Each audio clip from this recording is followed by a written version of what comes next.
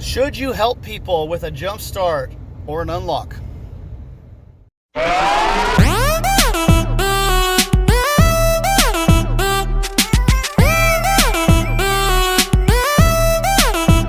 it out.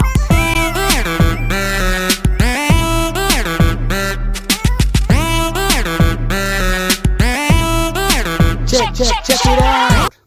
All that legal stuff. What's up, security family?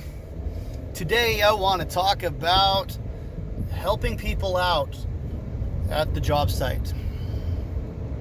And what I mean is things like providing a jump start to somebody or doing an unlock for somebody if they lock their keys in their car, that sort of thing. Let's talk about jump starting first. You know, it's a fairly simple act and you would think that it's harmless. But let's say that as you're jump starting somebody, they hook the wires up backwards on their battery. Well, now you've got a dead short, and basically that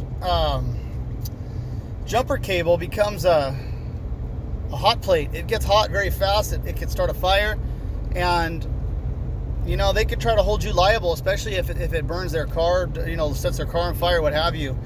Another thing is that a lot of people don't know how to jumpstart cars properly. Most people don't know that you're supposed to hook up the dead battery first. And the reason for that is that as a battery discharges and becomes dead, it emits a lot of hydrogen gas. And if you hook up live battery jumper cables to a dead battery, the sparks that are created could ignite the hydrogen in the area and cause an explosion. And so it's very risky to do that incorrectly. You've got to hook up the dead battery first, then you hook it up to the live car with the engine running. And part of the reason with that engine running is that there's a lot of air movement from the fan in the engine bay, and it blows fresh air through there, and it blows any hydrogen gas that might, or any other volatile gases that might be collecting in the engine bay. It blows them out. So you've got a pretty safe hookup, and then you got to make sure you hook up the correct polarity, red to positive, black to negative, and then they got to jump start their car. But let's say that a day later they come back to you and they say, oh, my car's not working anymore and it's your fault.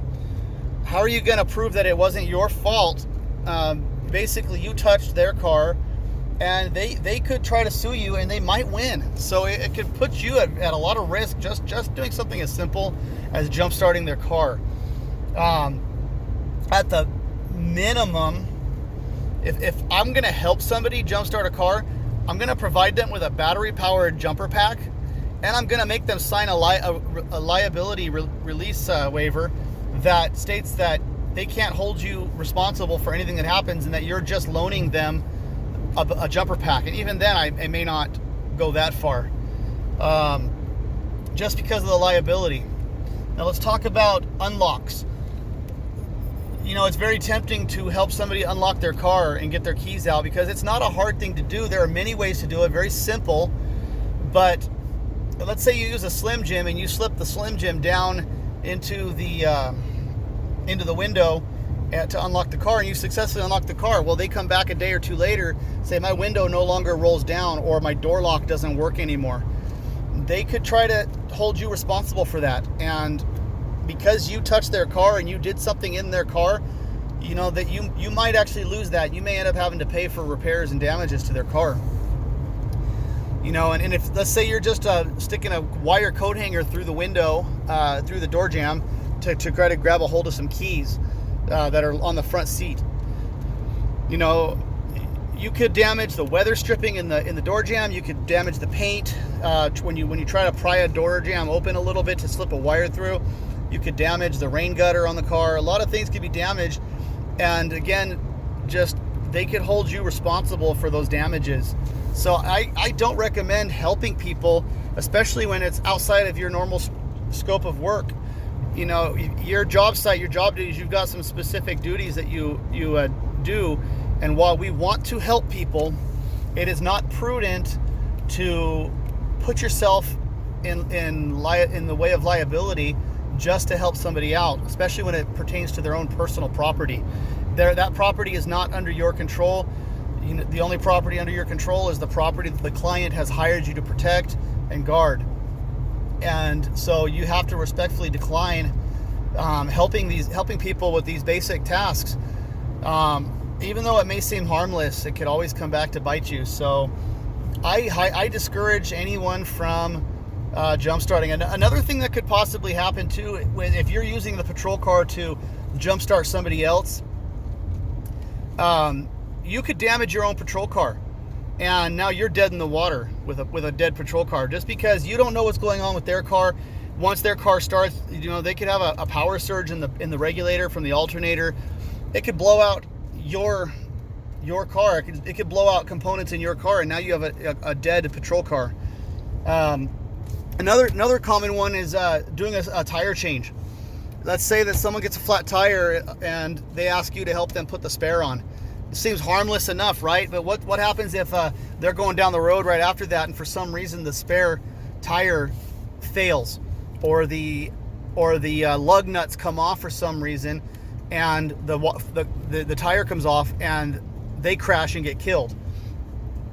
How much responsibility is going to fall back on you, because you're the one who put that tire on there for them? You don't want to put yourself into that type of situation.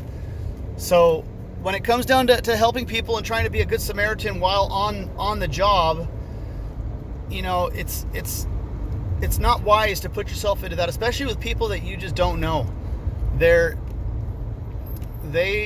People are shysty, for lack of a better word.